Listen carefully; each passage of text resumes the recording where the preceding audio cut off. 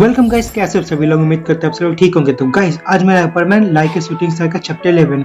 और हाँ, आज आप गलती से भी सब्सक्राइब के बटन को मत क्लिक कीजिएगा। और हाँ, बगल में जो बेल नोटिफिकेशन का घंटा है इसको भी क्लिक करना एकदम मत कीजिएगा एकदम से। हाँ, लाइक के बटन को तो कीजिएगा ही मत लाइक। तो ज़्यादा देरी ना करते हुए वीडियो को शुरू करते हैं। So let's roll the intro.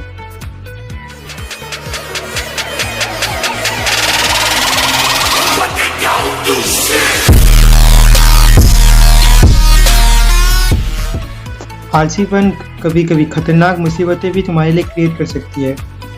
हाँ, ये बहुत ही ज़्यादा बोरिंग किताब है। हाँ, मैं तुम्हारी बातों से फुल्ली एग्री करता हूँ। यहाँ पे बस लेटर्स ही लिखे हैं, यहाँ पे कोई पिक्चर्स है ही नहीं। इस बुक को पढ़ना तो एकदम से वेस्ट ऑफ टाइम है। वे लोग पीबी क्लब के लाइब्रेरी में रहते हैं जहाँ पे बहुत सारे डिफरेंट टाइप से बुक रहते हैं। हे, तुम लोग यहाँ पे कोई बुक्स ही नहीं पढ़ते। वहाँ कितने सारे बुक्स हैं।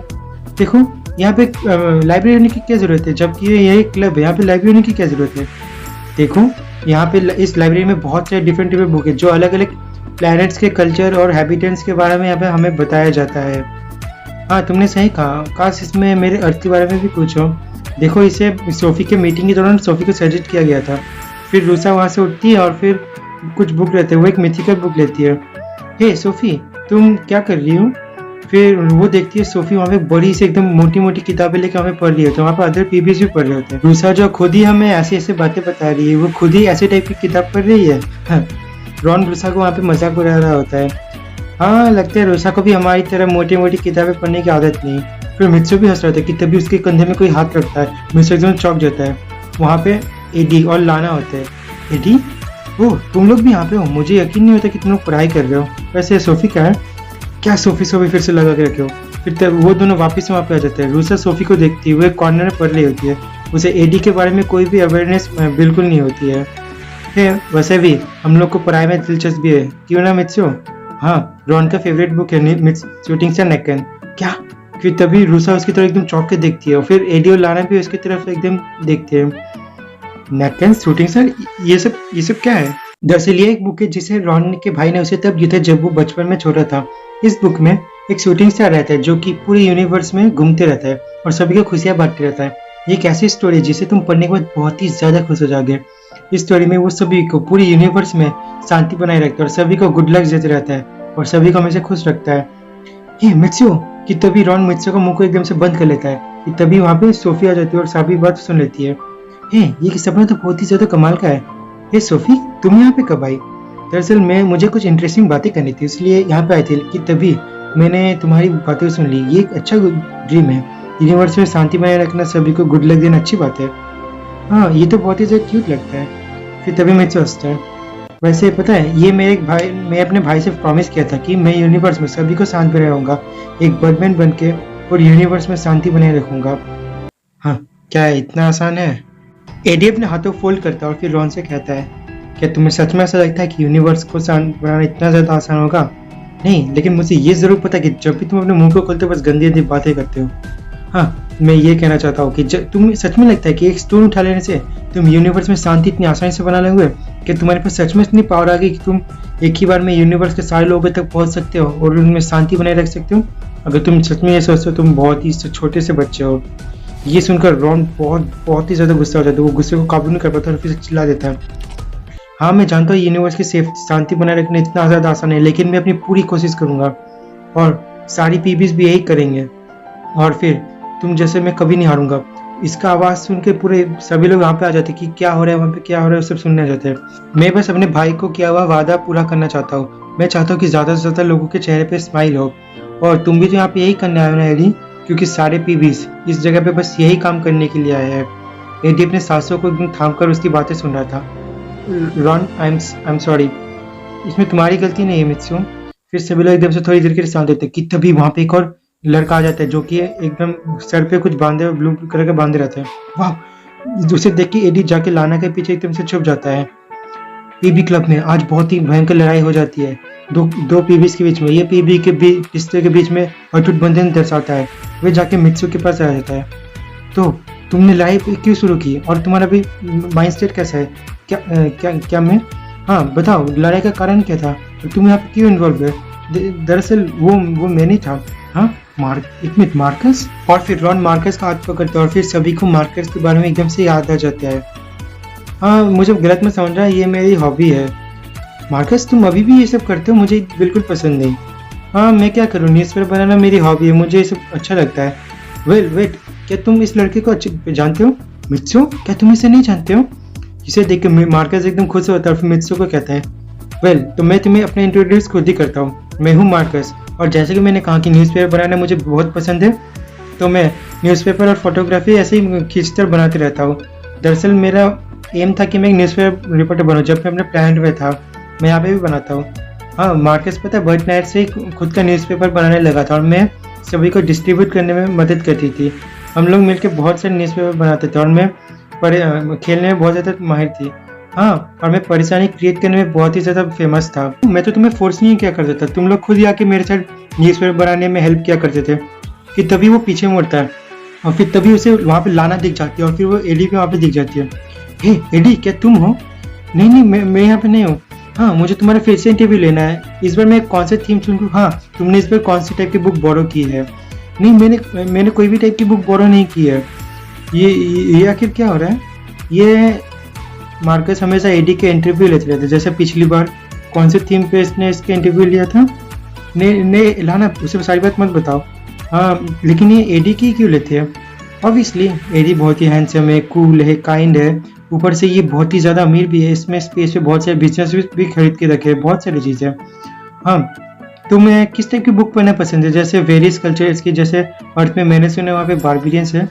ये बारबेरियंस क्या है? फिर तभी वो मित्सु से मुड़ता है। पता है, मित्सु अर्थ से आया है। क्या कहा, अर्थ से? मैंने तो सुना था अर्थ के लोग थोड़े बंदर जैसे दिखते रहते हैं। हाँ, क्या कहा? मित्सु बहुत ही ज्यादा एकदम से गुस्सा हो जाता है। अरे मैं तो मजाक, मुझे माफ कर दो। चलो मैं तुम्हें इंटरव्यू दे लेता हूँ। वैसे ही तुम मेरे पहले हो गए, तुम पहले हो ना जो अर्थ से यहाँ पे आए हो। तो आज तो मेरा एकदम ब्रेकिंग न्यूज बन जाएगा। मित्सु जो कि एक अर्थ का रहने वाला है। तभी एडी बहुत सारा शांत हो जाता है कि अब उसका टारगेट मित्सु हो गया। मित्सु और उसके सभी दोस्त मार्कस के साथ वापस से पीवी हाउस आ जाते हैं। मार्कस एक कैमरा निकल वहाँ पे घूमने लगता है। हाँ, ये कैमरा एक बर्ड स्टार के एकदम लेटेस्ट टेक्नोलॉजी और लेटेस्ट मॉडल में, इसमें बहुत सारे एडवांस फीचर्स भी एकदम छुपे हुए हैं। जैसे ही वो ऐसे अपने कैमरे के बढ़ोतरी रहता है कि तभी मित्सु के पास बजने लगता है। ओ नियो, मुझे माफ़ कर दो, मुझे भूल गया था आज मेरा टाइम है। और फिर वो अपना परमानेंट सेट पहनता है और फिर चलाता है। ठीक है दोस्तों, मैं जा रहा हूँ। ओके, अपना पूरा बेस्ट देना वहाँ। तभी मित्सु वहाँ से उड़कर चले जाता है। क्या मित्सु शायद से, हाँ मित्सु एसपी भी है। और फिर ये सुनकर रॉन इसके आंखें एकदम चमक जाता है। क्या सच में? मैं हमेशा से एक एसपीबी का इंटरव्यू लेना चाहता था। क्या? रुक जाओ एक मिनट, तुम टेंशन मत लो, मैं उसको दूर से रखूंगा, उसके काम पे इंटरफेयर नहीं करूंगा। और ये कहते हुए मार्कस अपना परमानेंट सेट निकालता है और फिर पहनकर चले जाता है मित्सु की तरफ। वो दोनों एक दूसरे की तरफ देखने लगते हैं। वहीं दूसरी तरफ मित्सु आराम से आसमान में उड़ रहा था, लेकिन उसे ये नहीं पता था कि मार्कस उसका हमेशा पीछे कर रहा है। वो मार्कस एकदम चुपचाप उसके पीछे एकदम आराम से नजर लगाता है। क्या आज यहाँ पे कोई चोर चक्कर गुंडा नहीं है? कोई नहीं है ना? हाँ। मित्सु वहाँ पे आसमान में ऐसे ही उड़ रहा था, हंस रहा था। सामने कुछ बच्चे बेसबॉल खेल रहे होते हैं। बेसबॉल ना जाने में ये कब कितने साल पहले खेला। ये तभी परमैन वहाँ पे ग्राउंड में नीचे उतरता है। क्या मैं भी खेल सकता हूँ? प्लीज मुझे भी ज्वाइन कर लो। और फिर तभी मित्सु वहाँ पे उनसे एक बैट बोरो करता है और फिर तभी इस बॉल को एकदम तेजी से उड़ा देता है। वो बॉल जाके एक घर में गिरती है जहाँ पे कुछ टूटने की वहाँ पे आवाज आती है। परमैन, तुम ध्यान से नहीं कर सकते, तुम क्या कर रहे हो? ओ सॉरी, प्लीज मुझे माफ कर दो, मेरी गलती है। और ये कहते हुए मित्सु वहाँ से उड़कर वहाँ से चले आता है। फिर वो आसमान में ऐसे पेट्रोलिंग करता है। मुझे ऐसा क्यों लगा किसी ने मेरी फोटो खींची? चलो जो भी हो, मेरे दिमाग का खेल लगता है। मुझे नहीं पता था कि एक पीवी ऐसा भी काम कर सकता है। मुझे थोड़ी और इंटरेस्टिंग पिक्चर्स खींचनी चाहिए तो मजा आएगा। थोड़ी देर बाद रॉन और बाकी सब जो उनके इंतजार कर रहे थे, तभी वहाँ पे दरवाजा खुलता है और फिर अंदर वहाँ पे मार्कस आता है। मार्कस, मुझे लगता है तुम्हें बहुत ज़्यादा मज़ा आया होगा। हाँ, मुझे वहाँ पे बहुत ज़्यादा मज़ा आया। मैंने ऐसे बहुत से इंटरेस्टिंग पिक्चर की थी। मैं घर जाके उस पर जल्द से जल्द एक आर्टिकल लिखना चाहता हूँ। पहले तुम लोग इस पिक्चर्स को वहाँ पे देख लो। फिर तभी थोड़ी देर बाद मार्कस वहाँ से उड़कर चले जाता है और थोड़ी देर बाद मित्सु भी वापिस जब पेट्रोलिंग खत्म करके आ जाता है। हाँ, मैं तो बहुत थक गया। वैसे मार्कस चला गया क्या? मुझे लगा तो मैं इंटरव्यू लगा। फिर तभी रूसा पे हंसते चली आती है। उससे पहले बता मित्सु कि तुम्हें पेट्रोलिंग किस ढंग से किया ना? हाँ बिल्कुल, मैं अभी पूरे शहर में उड़ते रहा बस। हाँ, क्या तुम्हें सच में ऐसे तुम करोगे? फिर तभी वहाँ पे पीछे से एक आवाज़ आती है। लोरीना, क्या तुम सब भूल गए हो कि तुम एसपीबी क्यों बने हो? जल्द से जल्द एक रिपोर्टिंग तैयार करो जिसमें तुम अपने एक्सपीरियंस को लिखोगे और फिर जल्दी से उसे बर्ड हेडक्वार्टर में सबमिट करोगे। अगर तुम सच में सोचते हो कि तुम परमानेंट एसपीबी बस इसलिए बनोगे ताकि तुम परमानेंट सेट पहन के बस चारों तरफ घूमते रहो, उड़ते रहो, तब तुम ये बस परमानेंट सेट पहन के इसको खेल रहे हो, कोई काम पे नहीं जा रहा। फिर मित्सु थोड़ी देर के लिए सोचता है और फिर उसको याद आता है, हाँ उसने दिन भर का बहुत सारी गलती की, जैसे बेसबॉल खेल लिया, फिर टेलीफोन पोल के ऊपर सो गया था, फिर जैसे ही वो नीचे उतरा एक डॉगी के पूंछ पे उसने पैर रख दी जिससे वो डॉगी उसको पूरे दिन ऐसे भगाते रहा। पता है जनरल मैनेजर ये न्यूज़ सुनते कितने ज़्यादा गुस्से में हो गए, वो मुझे तुम्हें अभी लाने के लिए कहे, वो बहुत ही ज़्यादा गुस्से में एकदम से थे। मुझे माफ़ कर दो। हाँ अच्छी बात है कि तुम समझ लिया, अब जल्दी से जाओ और 5 मिनट के अंदर एक रिपोर्ट तैयार करो। हाँ 1 मिनट, मैं क्या करूँ अभी? जल्दी से जाके 5 मिनट के अंदर रिपोर्ट तैयार करो, मुझे अभी उसे जनरल मैनेजर के पास देना है। क्या आप सच में मजाक कर रही है ना? मैं सीरियस हूँ एकदम। फिर उसकी हंसी बहुत ही ज़्यादा एकदम डेंजर लग रही थी, तो मित्सु जल्दी चला जाता अपने कमरे में। वेल तो क्या कैसा है? जनरल मैनेजर मित्सु के रिपोर्ट पढ़ रहे होते हैं, वो थोड़ा सा टेंस लुक में रहते हैं, फिर वे थोड़ी देर बाद रिपोर्ट को पढ़कर डेस्क में रखते हैं मित्सु के रिपोर्ट को। तुम्हारे इस रिपोर्ट में तो पूरी गलतियां ही गलतियां भरी है, ऊपर से इसमें जो स्पेलिंग और ग्रामेटिक मिस्टेक उसको तो पूछो ही मत। फिर मित्सु एक अजीब सा मुंह बना लेता है। वैसे क्या तुम लॉट को जानते हो? लॉट आपका मतलब एडी से है ना? हाँ पता है, वो थोड़ी देर पहले अपना रिपोर्ट लेकर आए थे, वो इतना तुम्हें से कुछ सीखना ही चाहिए। हाँ और फिर चलो ठीक है अभी तुम जा सकते हो। फिर मित्सु वहाँ से निकल नहीं होता कि तभी वो सिर्फ मित्सु को रुकते हैं। वह एक मिनट, क्या तुम लोइना के साथ यहाँ पे आए हो ना? तो क्या तुम मेरे उसलिए चीज़ दे सकते हो? फिर मित्सु थोड़ा सोच में पड़ जाता है। ये लो, इस चीज़ को लोइना को तुम्हें दे देना होगा, ठीक है, एक डिलीवरी है।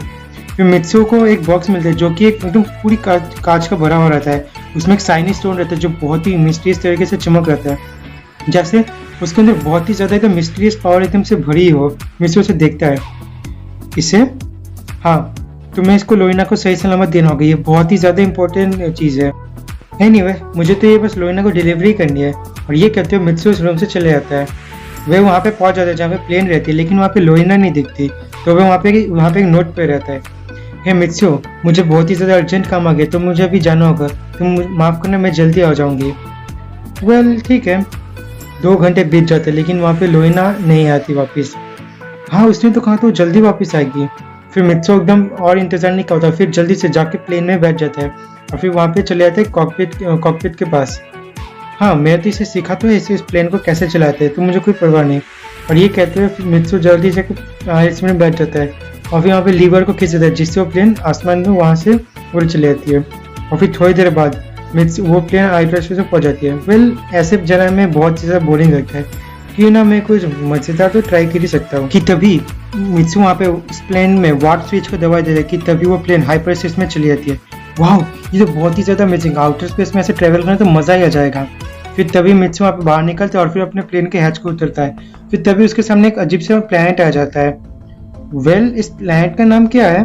फिर तभी उसको देखते कि वहाँ पे जो स्टोन वो चमकता है। हाँ मुझे तो इसे लोहिना को देना है। कि तभी उस स्टोन को बाहर निकलता है, वो स्टोन फिर से वही मिस्टीरियसली लाइट दे रही होती है। फिर मिस्टर स्टोन को बाहर निकलते हुए उसका हाथ में फिट होता है कि तभी उसके हाथ से वो फिसल जाता है और फिर गलती से वो स्टोन प्लेन के बाहर निकल जाता है और फिर इस प्लैनेट के ग्रेविटी की वजह से वो वहाँ पे गिर जाता है एकदम से। हाँ अब मैं क्या करूँ, मुझे उसे पकड़ना होगा। कि तभी वो प्लेन के अंदर जाता है कि तभी वो प्लेन वहाँ पे साइन देता है, डेंजर जोन, बहुत ही ज़्यादा खतरा है। हाँ अब मैं क्या करूँ? रीजन्स की वजह से वो शिप उस प्लैनेट के अंदर नहीं जा पा रही थी, वहाँ पे बहुत सारे डेंजर साइन पहले से लगे हुए थे, मित्सु शायद देखा नहीं था। अरे नहीं मैं क्या करूँ? मित्सु बस कोई चैनल नहीं रहता, वो बस प्लैनेट को देखती रहता है। फिर वो वापस से नॉर्मल रास्ते से वापस आता है। हे फिर तभी मार्कस अंदर रहता है और फिर वहाँ पे 3 न्यूज़पेपर फेंक देते हैं। हे मार्कस जल्दी से इस न्यूज़पेपर को जल्दी देखो। न्यूज़पेपर बहुत देर सभी लोग देखे चौंक जाते हैं। वहाँ पे मित्सु का फोटो टॉप में लगी रहती है। मित्सु? हाँ मित्सु उसमें दिखाया था कि मित्सु बेसबॉल खेलते हुए पकड़ा जाता है, फिर वहाँ पे ऐसे ही भागते रहते हैं, बहुत सी गलतियों से दिखाया जाता है। हे क्या तुम्हें ये न्यूज़पेपर बहुत ज़्यादा मज़ेदार नहीं लगती? इसका मतलब तुम इतनी देर से बर्ड प्लैनेट आए थे? हाँ मैं डिस्क फ्रेंड पे लेकर बर्ड प्लैनेट और दूसरे प्लैनेट जाते रहता हूँ। फिर तभी वहाँ पे लोहिना आती है। हे मित्सु क्या तुम अभी तक वापस नहीं आए? नहीं फिलहाल तो नहीं आया। वो लड़का मेरे बिना परमिशन के मेरे डिस्क पे लेकर वहाँ से भाग निकला। मेरे पास कुछ दूसरा चारा नहीं था, इसलिए मुझे रेंट पे डिस्क लेना आया, लेकिन उससे ज़्यादा जरूरी इसके पास जो स्टोन है जो मुझे जनरल मैनेजर ने बताया था। बेवकूफ लड़के, तूने ये क्या कर दिया फिर उसी स्टार पे? फिर वो जनरल मॉनिटर में मित्सु के सारे कारनामे देख रहे थे, उससे उसकी चिंता थी इसलिए, और फिर वो वहाँ से निकल जाते हैं। फिर मित्सु थोड़ी देर बाद वहाँ पे वापस आता है। वो बाहर देख के 2 और डिश वहाँ पे खड़े रहते हैं। फिर मित्सु अंदर आता है। वहाँ पे न्यूज़पेपर रहता है जिससे वो एकदम चौंक देता है। वाह, ये क्या है मित्सु, तुम आ गए? ओह, ये इतना बुरा नहीं था, तुम मेरे डिश बिना पूछे क्यों लेके आ गए? वेल, मुझे माफ़ कर दीजिए। कोई बात नहीं, मुझे पता चला कि जनरल ने तुम्हें कोई स्टोन दिया था। हाँ, वो मुझे माफ़ कर दीजिए। कि तभी वहाँ पे जनरल अचानक से दरवाजे खोल के घर के अंदर आ जाते हैं। हे, पता है तुमने कितनी बड़ी गलती कर दी? फिर तभी वो मुझसे एकदम गुस्से से एकदम से देख रहे होते हैं। पता है मैं तुम्हें मॉनिटर से देख रहा था क्योंकि मुझे तुम्हारी चिंता हो रही थी। तुम डिस्क के साथ एकदम खिलौने की तरह खेले थे और फिर तुमने स्टोन को वहीं पे गिरा दिया। रॉन, बाकी सब लोग एकदम, उन्हें पता नहीं चल रहा था क्या हुआ, लेकिन उन्हें इतना पता है कि जनरल जब आ गए यहाँ पे मतलब बहुत बड़ी बात है। तुम्हें पता है कि वो स्टोन कैसी टाइप की स्टोन थी? उसका कोई नाम अभी तक हमें पता नहीं, क्योंकि वो एक न्यूली डिस्कवर्ड स्पीसीज थी स्टोन की। उस स्टोन के अंदर एकदम हिडन पावर थी जो कि अभी हम लोग के बर्थ स्टार के फ्यूचर के लिए बहुत ही ज़्यादा जरूरी थी, और ऊपर से तुमने उसे खो दिया जो कि हम लोग के लिए बहुत नुकसान भरी था। मुझे माफ़ कर दीजिए। सॉरी, अगर तुम इसे कोई नॉर्मल प्लैनेट पे भी गिराते ना तब भी कुछ नहीं होता, लेकिन तुमने जो गिराया था वो था यूनिवर्स का सबसे ज़्यादा डेंजर जोन। उसमें आज तक बहुत सारी इन्वेस्टिगेशन टीम को भेजा गया, लेकिन आज तक उसमें से कोई भी वापस नहीं आ सका। इसलिए अगर तुम उस जगह पे जाते हो तो कोई गारंटी नहीं तुम वापस आ सकते हो, और इसी वजह से अब हम लोग को स्टोन मिल भी नहीं सकती क्योंकि कोई गारंटी नहीं कि वहाँ से कोई वापस आएगा भी नहीं। इसलिए भी तुम, और फिर तभी वहाँ पे उसको वो न्यूज़पेपर पढ़े हुए मिलते जिससे वो उठाते और फिर उसे पढ़ने लगते हैं। पता है, मैंने इसे बर्थ स्टार में देखा था। मुझे इसको पढ़ के बहुत शर्म आती कि मैं तुम्हें एसपी कैसे बनाया, और इसीलिए फिर वो थोड़ा सा शांत होते हैं।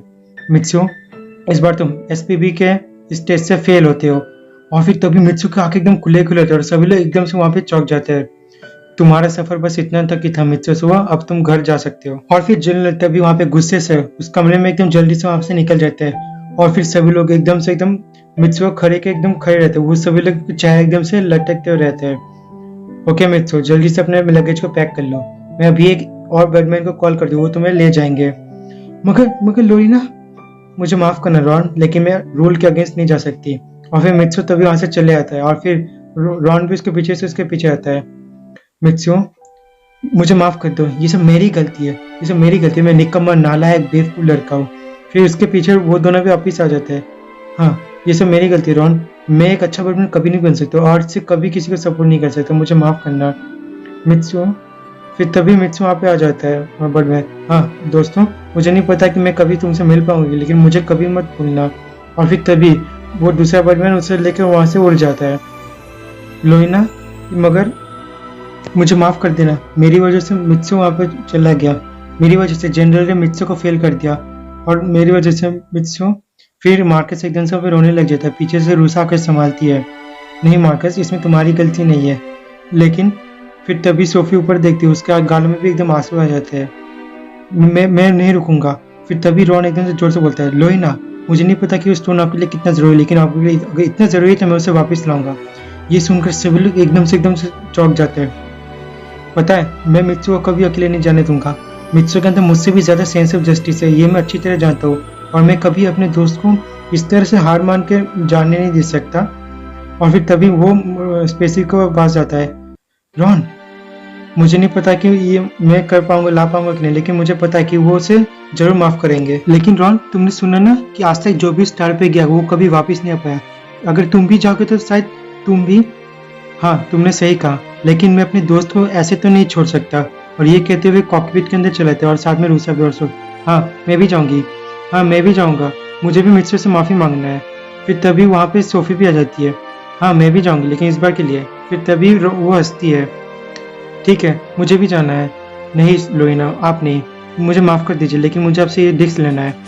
ठीक है, लेकिन तुम्हें रास्ता तो पता है ना, मुझे पता है कि तुम जरूर कर पाओगे, तुम मित्सु को जरूर लाना चाहते हो, मुझे तुम पे पूरा भरोसा है।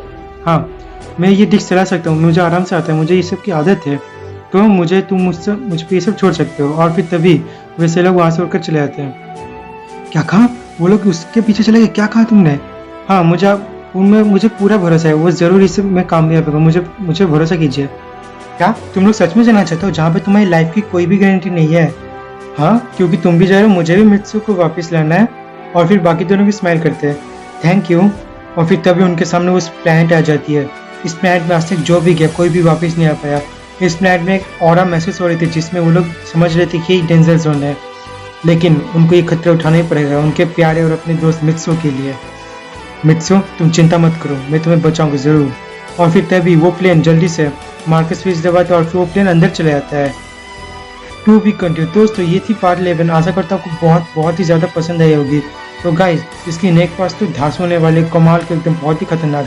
तो नेक्स्ट पार्ट के लिए इंतजार कीजिएगा और thanks for watching this video.